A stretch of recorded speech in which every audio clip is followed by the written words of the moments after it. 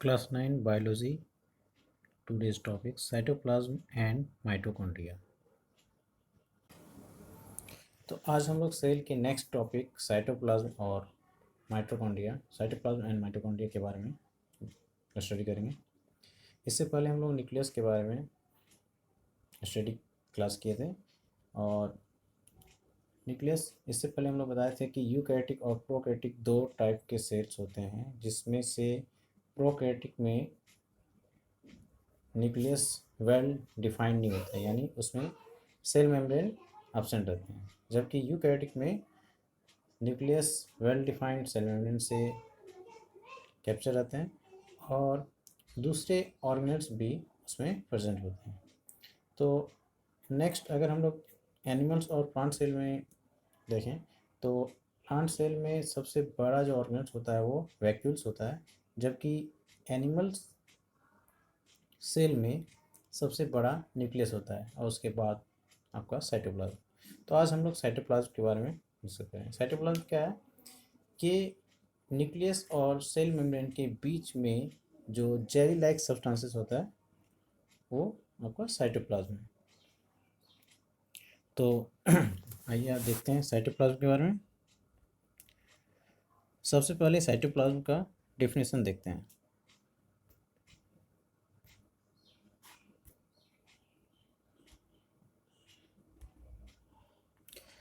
Cytoplasm is a transparent, living, granular, jelly-like semi-fluid present between cell membrane and nucleus. Cytoplasm क्या है? ये एक transparent होता है। ट्रांसपेरेंट यानी जो आर पार आसानी से देखा जा सकता है इससे। दूसरा है लिविंग, यानी ये एक जीवित ऑर्गेनिज्म है। ग्रेनुलर, ग्रेनुलर क्या होता है कि जैसे हम लोग देखते हैं किसी भी लिक्विड फॉर्म या जेली लाइक सब्सटेंसेस में कुछ ग्रेन्स टाइप के यानी छोटे छोटे कण टाइप के जिसमें प्रेजेंट होते हैं उसको हम लोग बोलते हैं ग्रेनुलर। यानी इसमें साइटोप्लाज्म क्या है, एक जेली लाइक सब्सटेंसेस है जिसमें बहुत सारे छोटे छोटे ग्रेन टाइप के यानी छोटे छोटे कण टाइप के ऑर्गेनल्स प्रेजेंट रहते हैं। जेली लाइक यानी जो कि लिक्विड और सॉलिड के बीच का होता है। And semi fluid, semi fluid यानी जो कि पूरी तरह से लिक्विड भी नहीं होता है और पूरी तरह से सॉलिड भी नहीं होता है। Present between cell membrane and nucleus, और ये साइटोप्लाज्म कहाँ पे प्रेजेंट होता है तो सेल के न्यूक्लियस और सेल मेम्ब्रेन के बीच में ये साइटोप्लाज्म प्रेजेंट होता है। नेक्स्ट आते हैं it is the major part of the cell which is metabolic activities like metabolic activities takes place, यानी जितना भी केमिकल एक्टिविटी होते हैं वो सब के सब इसी साइटोप्लाज्म में ही होते हैं और सबसे ज़्यादा इम्पोर्टेंट रोल ये प्ले करता है। Water is the major component of cytoplasm and cytoplasm can be classify into two major part. तो सबसे ज़्यादा इसमें मेजर पार्ट क्या होता है इसमें वाटर, पूरे साइटोप्लाज्म में, क्योंकि ये एक जेली लाइक सब्सटेंसेस है तो इसमें वाटर का प्रेजेंट होना मोस्ट इंपॉर्टेंट है। और cytoplasm can be classify into two major part, ये दो भागों में इसको बांटा गया है साइटोप्लाज्म को। पहला क्या है साइटोसोल और दूसरा है सेल ऑर्गेनेल्स। अब आते हैं इसमें साइटोसोल और सेल ऑर्गेनेल्स क्या है। तो पहला जो इसमें लिक्विड टाइप का सब्सटेंस होता है उसको हम लोग बोलते हैं साइटोसोल, जिसमें अलग अलग टाइप के केमिकल सब्सटेंसेस प्रेजेंट होते हैं। दूसरा इसमें आता है सेल ऑर्गेनेल्स।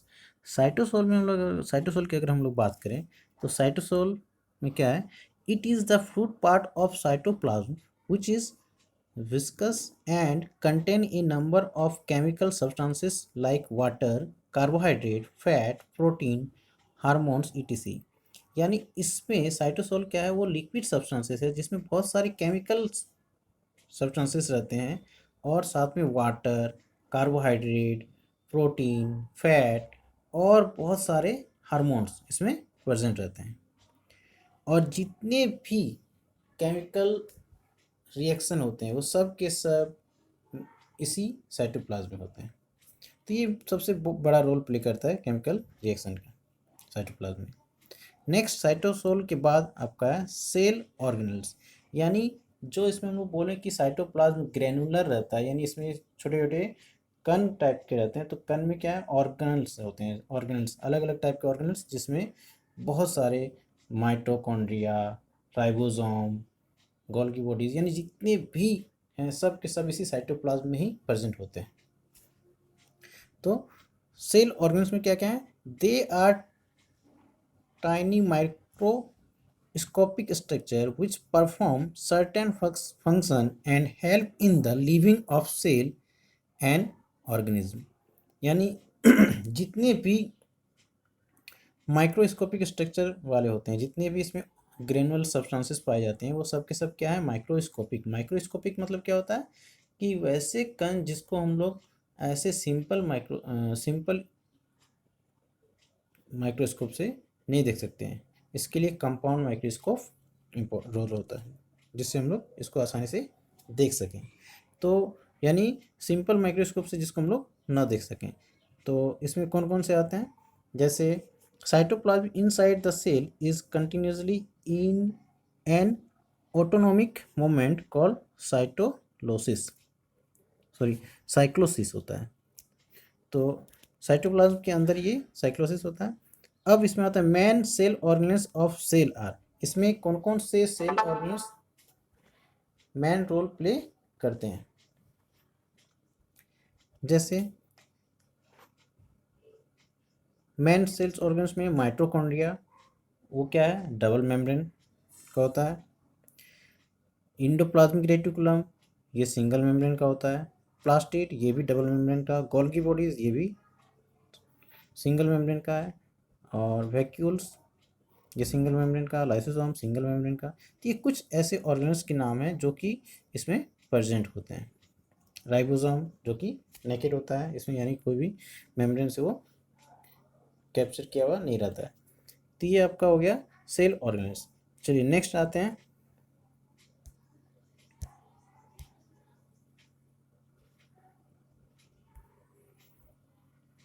तो ये हो गया आपका सेल साइटोप्लाज्म। तो साइटोप्लाज्म में किस तरह से और इसका क्या वर्क है, तो ये क्या करता है, बहुत सारे केमिकल सब्सटेंसेस को कंप्लीट करवाता है। नेक्स्ट हम लोग देखेंगे माइटोकॉन्ड्रिया। तो ऐसा करते हैं, माइटोकॉन्ड्रिया के बारे में जानने से पहले हम लोग कुछ माइटोकॉन्ड्रिया के डायग्राम को देखेंगे।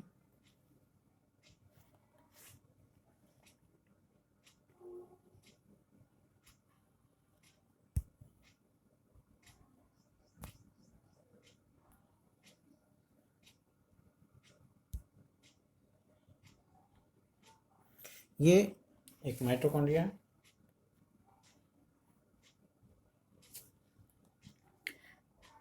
जिसमें अलग अलग इसके पार्ट्स के बारे में जानते हैं। माइटोकॉन्ड्रिया, जिसको एक पावर हाउस ऑफ सेल भी कहते हैं, इसमें ये डबल मेम्ब्रेन का बना होता है। तो इसमें हम लोग देख सकते हैं, सबसे ये आपका है आउटर मेम्ब्रेन, यानी बाहरी परत जिसको बोलेंगे। दूसरा है इनर मेम्ब्रेन, ये डबल मेम्ब्रेन से है तो ये अंदरूनी यानी अंदर वाला मेम्ब्रेन। इसके बाद इसमें आता है मैट्रिक्स। मैट्रिक्स किसको बोलते हैं, जो इनर मेम्ब्रेन के बीच में जो पाया जाता है जेली लाइक सब्सटेंसेस, इसको बोला जाता है matrix. Next inter membrane space. Inter membrane यानी दो जो क्रिस्टी हैं, दो क्रिस्टी के बीच में जो गैप बनता है उसको बोला जाता है इंटर मेम्ब्रेन स्पेस। ये आप देख सकते हैं, इसको बोला जाता है इंटर मेम्ब्रेन स्पेस। ये क्रिस्टी क्या है, तो यहाँ पे क्रिस्टी, यहाँ पे देख सकते हैं हम लोग, जो उंगली के जैसे निकले हुए रहते हैं, इसको बोले जाते हैं क्रिस्टी। और इसको F1 कम्प्लेक्स भी बोलते हैं, जो क्रिस्टी के एक पार्ट्स में बहुत सारे अलग अलग टाइप के कॉम्प्लेक्सेस भी बोल सकते हैं, या फिर F1 भी, ये निकले हुए रहते हैं F1 कॉम्प्लेक्सेस। जो देख रहे हैं इसमें छोटे छोटे हेयर टाइप के निकले हैं, ये इसका स्ट्रक्चर हम लोग डीपली और पढ़ेंगे। और इसमें डीएनए भी प्रेजेंट होता है, यानी माइटोकॉन्ड्रिया भी एक ऐसा ऑर्गेनल्स है जिसमें डीएनए और राइबोसोम इसका अपना होता है। यानी नॉर्मली हम लोग जानते हैं कि सेल में जो है डीएनए और राइबोसोम पाया जाता है, लेकिन सेल के किसी ऑर्गेनल्स में न्यूक्लियस में मिलता है, लेकिन न्यूक्लियस के अलावे भी माइटोकॉन्ड्रिया ही एक ऐसा ऑर्गेनल्स है जिसमें डीएनए और राइबोसोम दोनों प्रेजेंट होता है। तो चलिए नेक्स्ट हम लोग आगे टॉपिक देखते हैं।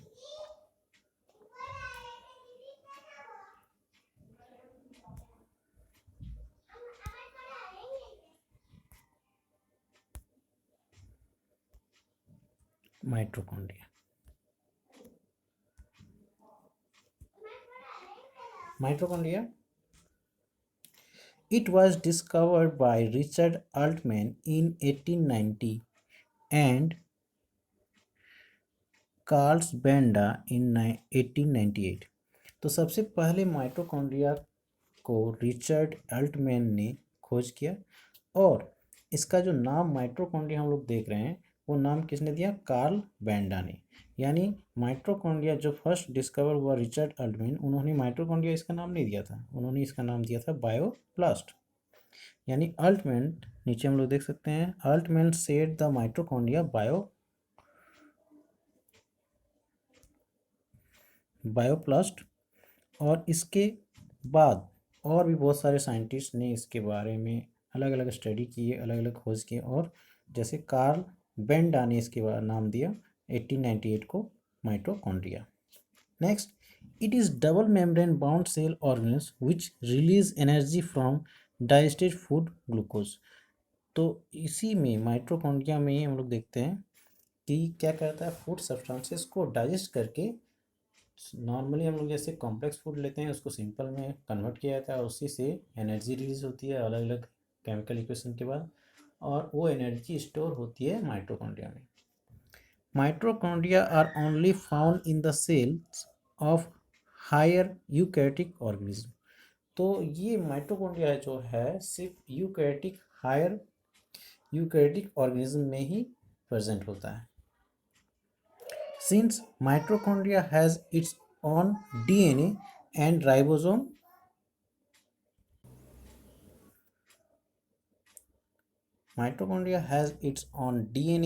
ribosome, so it is called semi-autonomous organelles। यानी वैसे ऑर्गेनल्स जिसमें कि उसका अपना डीएनए और अपना राइबोसोम हो, यानी राइबोसोम अपना है तो क्या होगा, वो प्रोटीन सिंथेसाइज कर सकते हैं। तो ये माइटोकॉन्ड्रिया ही एक ऐसा ऑर्गेनल्स है जो अपना डीएनए रखता है और अपना राइबोसोम भी। नेक्स्ट आते हैं स्ट्रक्चर। तो ऐसे ऑर्गेनल्स को हम लोग क्या बोलते हैं? ऑटोनोमस। ये बहुत इंपॉर्टेंट पॉइंट है, इसको हम लोग देख सकते हैं। इसमें क्या होता है, कभी कभी इससे क्वेश्चन भी पूछा जाता है ऑटोनोमस के बारे में। तो ऑटोनोमस मतलब क्या हुआ, जिसका अपना, वैसे ऑर्गेनल्स जिसका अपना डीएनए और अपना राइबोसोम है उसको हम लोग बोलते हैं ऑटोनोमस। तो ये हो गया आपका ऑटोनोमस ऑर्गेनल्स का। तो इसका मतलब ये नहीं कि माइटोकॉन्ड्रिया में ही डीएनए होता है। डीएनए नॉर्मली न्यूक्लियस में ही प्रेजेंट होता है, और राइबोसोम साइटोप्लाज्म में और न्यूक्लियस में भी, लेकिन यहाँ पे माइटोकॉन्ड्रिया का भी डीएनए भी होता है और राइबोसोम भी होता है। चलिए नेक्स्ट देखते हैं structure of mitochondria. The out structure of mitochondria में जैसे हम लोग सबसे पहले डायग्राम में देखें कि ये डबल लेयर का होता है। तो उसमें डबल लेयर में क्या होता है, एक इनर मेम्ब्रेन हो जाएगा, एक आउटर मेम्ब्रेन हो जाएगा। सबसे पहले outer membrane. The outer membrane of mitochondria is smooth and porous. यानी जो बाहर का मेम्ब्रेन है उस क्या होता है, स्मूथ होता है, यानी चिकना होता है, और उसमें पोरस होता है, यानी जी अलग अलग टाइप का, जिसको हम लोग बोलेंगे छिद्र टाइप का। फिर है the inner membrane of mitochondria is folded into large number of finger like projection called cristae. और इसके अंदर वाले मेम्ब्रेन में अलग अलग टाइप का फिंगर लाइक स्ट्रक्चर बना होता है, जिसको क्या बोलते हैं, क्रिस्टी बोलते हैं। तो क्रिस्टी में क्या होता है, अलग अलग फिंगर लाइक स्ट्रक्चर बना होता है, और उसमें बहुत सारे हेयर टाइप के स्ट्रक्चर बने होते हैं जो केमिकल सब्सटेंसेस को अपने में एब्जॉर्व करते हैं। The internal cavity of mitochondria is filled with jelly like substances called matrix. यानी जो फिंगर लाइक प्रोजेक्शन है उसके अंदर में जो जेली लाइक सब्सटेंसेज पाए जाते हैं उसको क्या बोलते हैं? Matrix. Matrix contain a circular DNA, some ribosome, various chemicals like enzyme, ADP, ATP, inorganic phosphate etc. यानी इसी में माइटोकॉन्ड्रिया में एडीपी और इनऑर्गेनिक फॉस्फेट प्रेजेंट होते हैं। जो एडीपी और एटीपी किसमें रहता है? तो दोनों जब एडीपी में एक फॉस्फेट यानी एडिनो डाइफॉस्फेट में एक इनऑर्गेनिक फॉस्फेट जब ऐड हो जाता है तो वो एटी में कन्वर्ट हो जाए एटीपी में, और वही एटीपी के रूप में माइटोकॉन्ड्रिया में क्या होता है कि एनर्जी स्टोर रहती है। लेकिन जब इस उस सेल को वो एनर्जी का ज़रूरत पड़ता है किसी भी एक्टिविटी के लिए, तो वही एनर्जी कन्वर्ट हो जाता है, एनर्जी रिलीज करता है एटीपी एडीपी और फॉस्फेट में टूट करके एनर्जी रिलीज करता है। The membrane of Christie has some small rounded bodies called F1 particles or oxysome. These F1 particles are the actual site of oxidation of glucose. तो ये जो F1 पार्टिकल्स, इसी में क्या होता है कि ऑक्सीडेशन होता है ग्लूकोज का, यानी ग्लूकोज सिंपल फॉर्म में इसमें होता है और वो एनर्जी के रूप में स्टोर होता है। चलिए नेक्स्ट, इसमें हम लोग इसके बारे में थोड़ा सा और F1 पार्टिकल्स के बारे में थोड़ा सा हम लोग डिस्कस कर सकते हैं। जैसे F1 पार्टिकल्स का अगर हम लोग माइटोकॉन्ड्रिया में वापस इसका देखें फिगर, तो हम लोग इसमें देखेंगे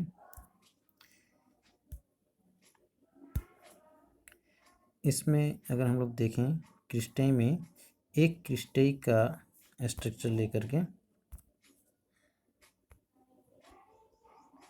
इसमें अगर एक का हम लोग देखेंगे तो इसका स्ट्रक्चर किस टाइप का बना होता है, ऐसे डिज़ाइन किया रहता है।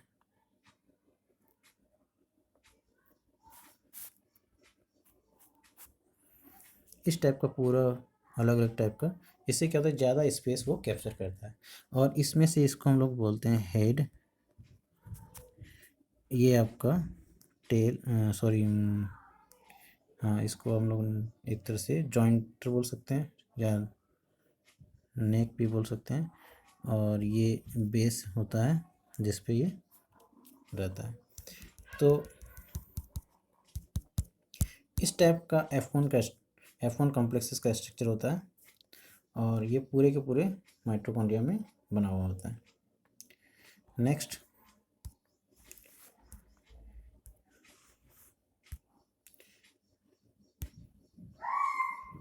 हम लोग देखेंगे फंक्शन ऑफ माइटोकॉन्ड्रिया। माइटोकॉन्ड्रिया का क्या क्या फंक्शन है? सबसे पहला, it is release energy from digested food, example glucose का हम लोग जैसे देखते हैं in the form of ATP and produce carbon dioxide and water vapour. तो ये क्या करता है एटीपी के रूप में एनर्जी को स्टोर करके रखता है और जब ज़रूरत पड़ता है उसको वो रिलीज़ करता है, और साथ में carbon dioxide and water vapour. Second, it is the site of cellular respiration, और यहाँ पे क्या होता है सेलुलर रिस्पिरेशन भी होता है। The process of releasing energy from glucose inside the cell is called cellular respiration.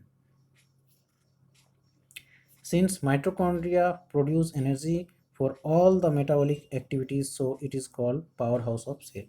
यानी सेल में होने वाले सभी प्रकार के एक्टिविटी के लिए ये एनर्जी रिलीज करता है, इसीलिए इसको क्या बोला जाता है? Power house of cell.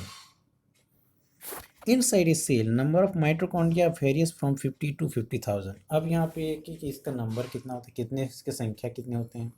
तो number of mitochondria depend of cells, जो उस सेल पे डिपेंड करता है कि वो सेल किस तरह का वर्क करता है और किस तरह का ऑर्गन वो बनाता है। वो सेल जैसा ऑर्गन है उसके हिसाब से उसके माइटोकॉन्ड्रिया, नंबर ऑफ माइटोकॉन्ड्रिया घटते और बढ़ते रहते हैं। यानी अगर ज़्यादा एनर्जी का ज़रूरत पड़ता है तो माइटोकॉन्ड्रिया ज़्यादा होंगे ताकि एनर्जी ज़्यादा मिले।